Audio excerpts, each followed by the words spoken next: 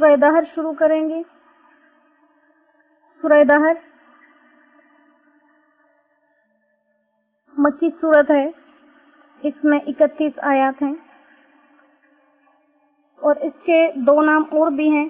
دہر زمانے کو کہتے ہیں تو اس کا نام دہر بھی ہے۔ اس میں چونکہ انسان کی زندگی کے اس دور کی بھی بات ہے جب کہ وہ موجودہ لوگوں میں گنا نہیں جاتا تھا، چاہے وہ پیدائش سے کچھ عرصے پہلے کی بات ہو، جب وہ ماں کے پیٹ میں ایک گوشت کا لوتھڑا یا خون کا ذرہ تھا، یا چاہے اس سے وہ زمانہ مراد لیا جائے جب کہ وہ کہیں غذاؤں اور زمینوں کے ذرات میں موجود تھا، ماں کے پیٹ میں بھی نہیں آیا تھا۔ تو اس وجہ سے اس کو سورت انسان بھی کہتے ہیں، اور اکثر سعودی عرب کے جتنے نسخہ جات ہوتے ہیں اس میں زیادہ تر سورت الانسان ہی لکھا ہوتا ہے۔ اور تیسرا نام اس کا سورت ابرار بھی ہے۔ ابرار چونکہ اس میں نیک لوگوں کی صفات کا بھی ذکر ہے، تو اس میں ان چیزوں کی وجہ سے اس کا نام سورہ ابرار بھی ہے۔ یہ 2-3 اس کے نام ہیں۔ اللہ سبحانہ و تعالی اس میں دیے گئے جو فضائل ہیں، جو خصوصیات ہیں، وہ ہمیں عطا فرما دے، جو اس کے عذاب ہیں ان سے ہمیں نجات عطا فرمائے، اور ہمیں اس کا اپنے بساط کے مطابق حق ادا کرنے والا بتا دے۔ اعوذ باللہ من الشیطان الرجیم، بسم اللہ الرحمن الرحیم۔ هل اتا، کیا نہیں آیا،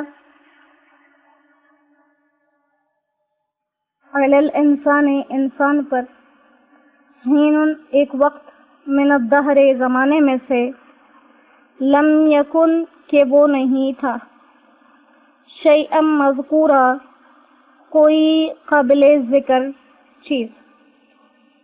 کیا انسان پر ایک ایسا وقت زمانے میں سے نہیں گزرا تھا کہ وہ کوئی چیز ذکر کے قابل والی نہیں تھا؟ انا خلقنا الانسان، ہم نے بنایا انسان کو، من نطفۃ، ایک نطفے سے، امشاج، مرکب، نطفہ مرکب سے، نبتلیہ، ہم اس کو پلٹتے رہے، آزماتے رہے، فجعلناہ، پھر ہم نے اس کو کر دیا، سمیعا بصیرا، سننے والا، دیکھنے والا۔ انا ہدیناہ السبیل، ہم نے اس کو راستہ دکھایا، اما شاکرا، تو یا وہ حق کو مانتا ہے، وہ اما کفورا، اور یا ناشکری کر دیتا ہے۔ انا اعتدنا، ہم نے تیار کر رکھی ہے، للکافرین، کافروں کے لیے، سلاسل، زنجیریں، واغلالا، اور توق، وسعیرا، اور جہنم کی آگ دہکتی ہوئی۔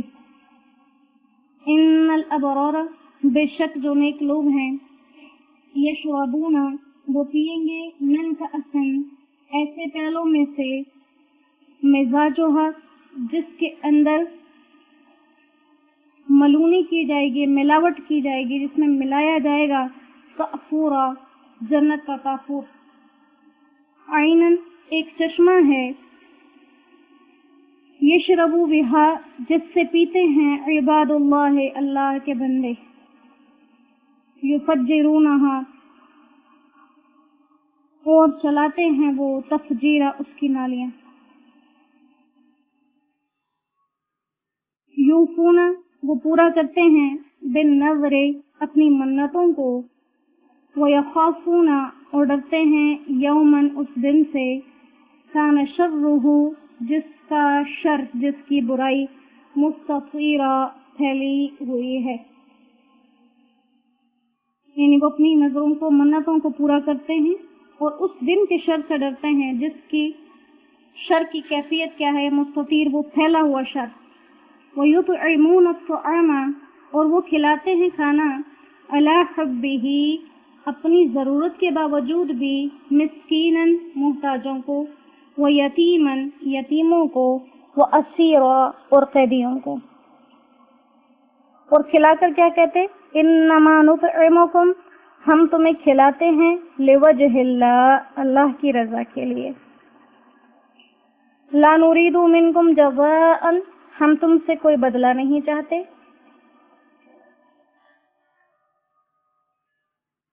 ولا شکورا، اور نہ ہی تم سے شکر گزاری چاہتے ہیں. انا نخاف، ہم تو ڈرتے ہیں اپنے رب سے، ہم ڈرتے ہیں من ربنا، اپنے رب سے، یومن، ایک ایسے دن سے، عبوسن، جو اداسی والا ہے، سمسوریا، اور بہت سختی والا ہے. صدق اللہ العظیم. اللہ سبحانہ و تعالی نے انسان کو اس کی کیفیت کی طرف توجہ دلائی ہے کہ انسان جو اتنا اکڑ کے چل رہے ہو اور اتنی تمہارے پاس طاقتیں ہیں اور اتنے اختیارات ہیں جن کے آگے تمہیں لگتا ہے کہ ساری دنیا بے بس ہے، تو یہ یاد رکھو تم پر ایک زمانہ، ایک دور ایسا بھی آیا تھا جب تم کچھ قابل ذکر تھے ہی نہیں، لوگ تمہیں جانتے ہی نہیں تھے. اور یہاں پر کہا گیا کہ کیا انسان پر ایسا دور نہیں آیا، سوال پوچھا گیا. حالانکہ یہ تو بات حقیقت ہے کہ ہر انسان پر یہ دور آیا ہے. جیسے کوئی 30 سال کا انسان سوچ لے کہ آج سے 31 یا 32 سال پہلے وہ کہاں تھا، تو اس کو یہ بات خود پتہ چل جائے گی کہ وہ کہیں پہ بھی نہیں تھا. تو یہ ایک یقینی چیز ہے، لیکن سوال کے ذریعے پوچھنے کا مطلب یہ ہے جب بھی قرآن کریم کے اندر کسی یقینی چیز کو سوال سے پوچھا جائے تو مطلب اس کی مزید تاکید کرنا ہوتی ہے، کیونکہ پھر اس سے کوئی انسان انکار نہیں کر سکتا. جیسے ہم دن نکلا ہوا اور کسی سے کہیں کیا یہ دن نہیں ہے، تو اب وہ انکار نہیں کر سکے گا، وہ یقیناً کہے گا کہ ہاں جی یہ دن ہی ہے. تو یہاں بھی اس تاکید کو بیان کیا کہ انسان پر ایک ایسا دور آیا کہ جب وہ بالکل ناقابل ذکر تھا. تو اس سے ایک تو یہ وقت ہو گیا جب وہ ماں کے پیٹ میں ہو اور نطفے کی شکل میں ہو یا خون کی شکل میں ہو، پھر گوشت کی شکل میں آ جائے، اور ابھی اس کا لڑکا اور لڑکی ہونا بھی پتہ نہ ہو. اس دور کی بات ہے. تب اس کا کوئی تذکرہ نہیں ہوتا کہ کوئی انسان ہے، کوئی انسان ہے، انسان کے طور پر اس کا تذکرہ نہیں ہوتا. یا وہ دور مراد ہے جب وہ پیدائش سے بھی پہلے کی بات کہ کہیں غذاؤں میں تھا اور وہ غذا کے اجزاء بھی دنیا کے کونے کونے میں بکھرے ہوئے تھے، نہ اس کی کوئی شکل تھی، نہ اس میں کوئی نام تھے. اس کے آباء و اجداد تک نے نہیں سوچا تھا کہ کوئی انسان، جیسے ہم موجودہ دور میں اپنے اپنے گھروں کو دیکھ لیں، ہمیں اندازہ نہیں ہے کہ آج سے 10 12 15 سال کے بعد ہمارے گھروں میں کتنے لوگوں کا اضافہ ہو چکا ہوگا اور کتنے کم ہو چکے ہوں گے، تو نہیں جانتے. تو یہ وہ دور ہے ان لوگوں کا جو بھی دنیا میں موجود نہیں، اور آج سے 10 12 سال کے بعد وہ 8 8 9 9 7 7 سال کے ہو جائیں گے. لہذا یہ وہ دور گزر رہا کہ جب وہ اپنے خاندان والوں کے بھی وہم و گمان میں نہیں تھا کہ کوئی ایسا انسان، کوئی ایسا بندہ اس دنیا میں آئے گا اور وہ ہوگا. پھر اس کے بعد اللہ سبحانہ و تعالیٰ نے کیا کیا کہ اس کو دنیا کے اجزاء میں جو یہ بکھرا ہوا تھا کسی زمین میں کہیں پہ بکھرا ہوا تھا، اس کو سمیٹا سمیٹا سمیٹا ماں اور باپ کے اندر کر دیا، پھر ماں باپ سے ماں کے پیٹ میں کر دیا، اور اس کے بعد اللہ سبحانہ و تعالیٰ نے اس کو ایک مکمل ہوشیار، دانا، دیکھنے سننے والا پیارا سا انسان بنا کر اس دنیا کے اندر بھیج دیا. جب اس چیز کو کوئی بھی انسان اتنی توجہ سے سوچے گا تو بے سختہ وہ یہ بات کہے گا کہ فتبارک اللہ احسن الخالقین، بے شک وہ اللہ سب سے زیادہ بہترین تخلیق کرنے والے ہیں. اس کے بعد انسان کی تخلیق کی ابتدا کا بیان کیا کہ ہم نے انسان کو کیسے بنایا، من نطفۃ امشاج، مرکب نطفہ سے. امشاج کہتے ہیں 2 چیزوں 3 چیزوں 4 چیزوں کے مرکب اکٹھا کر دینے کو، مخلوط کر دینے کو. تو یہاں پر مخلوط اس لیے کہا کیونکہ مذکر اور مؤنث کے مادے سے ملا کر بنایا. اور بعض لوگ کہتے ہیں کہ اس سے جو انسان کے نطفہ کے اندر جتنی چیزیں شامل ہیں یہ ان کے مرکب کی طرف اشارہ ہے. وہ جو بھی بہرحال انسان اپنی زندگی میں اجزاء کے مرکبات سے ہی بنا ہے. پھر یہ اس انسان کے جسم کے اندر پیدا ہونے سے پہلے اور پیدا ہونے کے بعد بھی، جس سے پہلے بھی ہم ایک دفعہ بات کر چکے کہ ہم دنیا کے کسی کونے میں رہتے ہیں، لیکن ہمارے پاس جو غذائیں اور جو سہولیات استعمال کی آتی ہیں وہ صرف اسی جگہ یا اسی گھر کی نہیں ہوتی جس میں ہم رہتے ہیں، وہ دنیا کے کونے کونے سے ہمارے پاس چیزیں آ رہی ہوتی. اسی طرح سے انسان بھی اپنی پیدائش سے پہلے ہی دنیا کے ان کونوں میں بکھرا ہوا تھا. وہ غذائیں اکٹھی ہوئیں اس کے ماں باپ کے خوراک میں، ان غذاؤں کے اثر سے اللہ سبحانہ و تعالیٰ نے اس کا نطفہ، اس کا خون، اس کے مادے کو بنایا. تو یہاں پر اللہ سبحانہ و تعالیٰ اس لفظ سے، امشاج کے اس لفظ سے، اس مرکب کے لفظ سے منکرین قیامت کو بھی ایک دعوت دے رہے ہیں کہ جب ایک انسان کا وجود نہیں تھا، میں نے اسے پوری دنیا سے اکٹھا کر کے بنایا، تو جب یہ انسان مر کے تمہارے کہنے کے مطابق مٹی ہو جائے گا، مٹی بکھر جائے گی تو کون سمیٹے گا؟ تو اللہ یہاں فرما رہے ہیں وہ جب نہیں تھا میں نے سمیٹا، تو جب بن کے بکھرے گا کیا میں نہیں سمیٹ پاؤں گا؟ کیوں نہیں، بے شک اللہ بہترین بنانے والے. پھر فرمایا اللہ سبحانہ و تعالیٰ نے کہ میں نے تو اس کو اس طرح سے بنایا اور یہ اس کی صفات اور کیفیات اس کے سامنے سے گزاری، اس کو طرز طرز پر بنایا اور ہم اس کو پلٹتے رہے، جانچتے رہے، بڑا کرتے گئے. بڑا کرنے کے بعد ہم نے اس کی آزمائش کی. آزمائش کیسے کی؟ نبتلی ہی، ہم اس کی آزمائش کرتے رہے. تو آزمائش کرنے کے لیے ہم نے اس کی طرف انبیاء بھیجے، آسمانی کتابیں، اس کو راستے دکھاتے رہے. اب ان دونوں راستوں میں سے اختیار کرنا اس کو دیا، تو اس نے اختیار کیا اگر سیدھے راستے کو تو اما شاکرا، یا تو وہ بات مان گیا. اس نے اپنی پیدائش پر ان تمام چیزوں پر غور کیا، اس نے دیکھا واقعی ہی یہ کسی انسان کے بس کی بات نہیں ہے.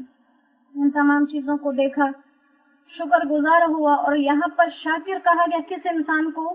جو اللہ کو اللہ مان لے. شکر کا سب سے اعلیٰ مقام کہ رب کو رب پہچان کر رب مان لینا. اس انسان کو اللہ نے شکر گزار کہا ہے جو اس کو اللہ مانتا ہے. اب اگر کوئی انسان کافر ہے، وہ بار بار ہر چیز پر شکر شکر کہے، وہ شکر قابل قبول نہیں ہے، کیونکہ اس نے شکر کا اعلیٰ درجہ نہیں پایا ہوا.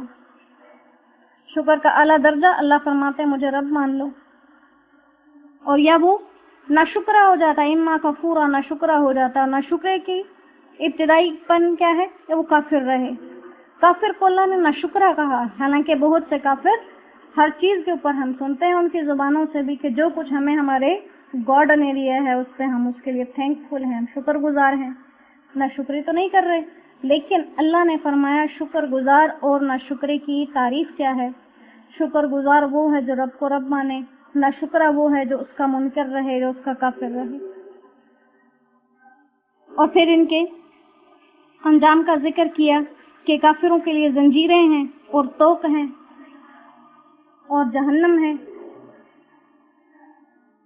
اور ابرار یعنی جو اس کے اطاعت فرمان بردار گروہ کے لوگ ہیں ان کے لیے بڑی بڑی نعمتیں ہیں، جن میں سے پہلے پینے کی چیزوں کا ذکر کیا کہ ان کو ایسے مشروبات دیے جائیں گے جس میں کافور کی آمیزش ہوگی، کافور ملا کر دیا جائے گا.